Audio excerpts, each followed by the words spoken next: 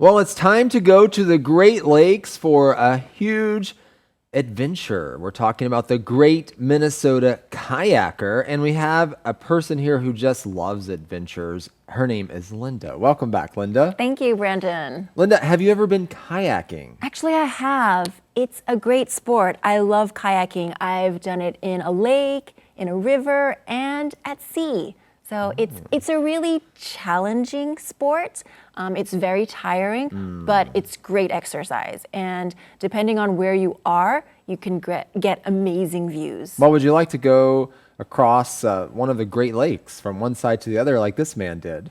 Well, I think that would be a big challenge. I mean, it would be really beautiful, but I don't know if I could do the entire length of the lake because that's really long. Yes, right. And you also have, it's not just that it's hard in and of itself. You have the elements, right? The weather, conditions, and so forth to deal with.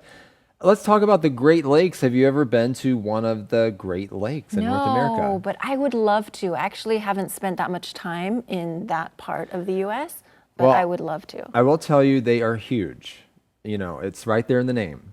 The Great Lakes, right? They are big. And I have been to Lake Michigan. I was in the state of Wisconsin, and I went to Lake Michigan, and I felt like I was at the ocean. Yeah, because it's so huge, right? It's like you can't see like the end of the lake. Incredible. All right. Well, what is it, Linda, that draws you to adventure sports? You've shared many adventures over the years here on Advanced. What draws you to adventure? Well, it's just really fun. I mean, I enjoy the challenge. I enjoy pushing myself to see like how much further I can go. And I love that sense of accomplishment after completing a challenge. And it's just like I love being outdoors. So it's just a great feeling.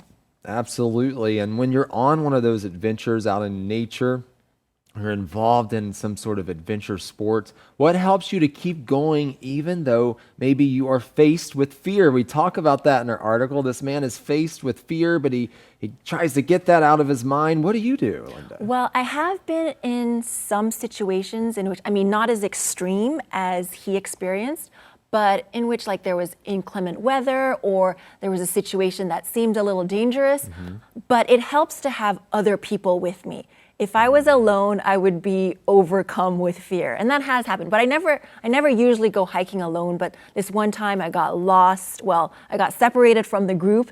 And I felt at that moment when I felt I didn't know where I was going, it's this fear just really envelops you. Yes. But I just think, just know that I'm going to get out and I'm going to make it and just have confidence that everything will turn out.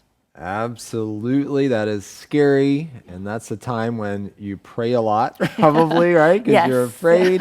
It is good to go with other people, though. Well, thank you for sharing with us about some of your adventures. And we hope that you are able to go on an adventure soon as well. We'll see you next time here on Advanced Insights.